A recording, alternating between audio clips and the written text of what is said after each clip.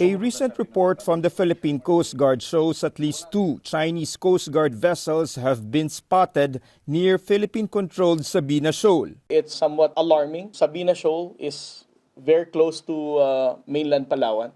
And this is the only time that we can actually see China Coast Guard being aggressive and hostile in shadowing and tailing the Philippine Coast Guard vessel. Sabina Shoal is located just around 75 nautical miles or nearly 140 kilometers west of mainland Palawan. It is closer than Ayungin Shoal, which has a distance of over 100 nautical miles from Palawan. Before, they were only in Ayungin. Now they are coming close to Sabina. This is the first time that the Chinese Coast Guard vessel have deployed at least 2 vessels. We still don't have any concrete explanation. We don't know whether this is just coincidental.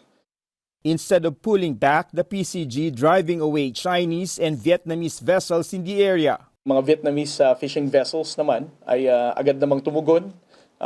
Umalis sila sa area ng Sabina. At may mga naiwan doon na Chinese maritime militia. A fisherman sharing this video on Facebook after witnessing Philippine authorities go after Chinese vessels near Pag-asa Island. Tinataboy ng Navy, naka-coast guard natin yung barko ng Chinese. A Chinese warship was also recently sighted off Pag-asa, the Chinese Navy issuing a radio challenge to the PCG,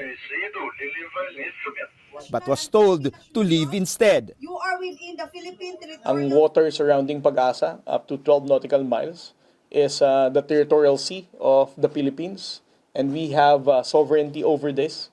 The PCG also for the first time sailing closer to Ayungin Shoal, where the Philippine Navy's BRP Sierra Madre has been marooned since the late 1990s.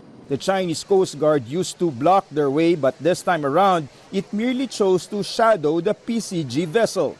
They were just keeping a safe distance from behind. So we can just speculate how the Chinese Coast Guard are changing their behavior during this particular time. Despite their cat-and-mouse game with Chinese vessels, the PCG says there is no backing down in asserting the nation's rights over the West Philippine Sea. David Santos, CNN Philippines.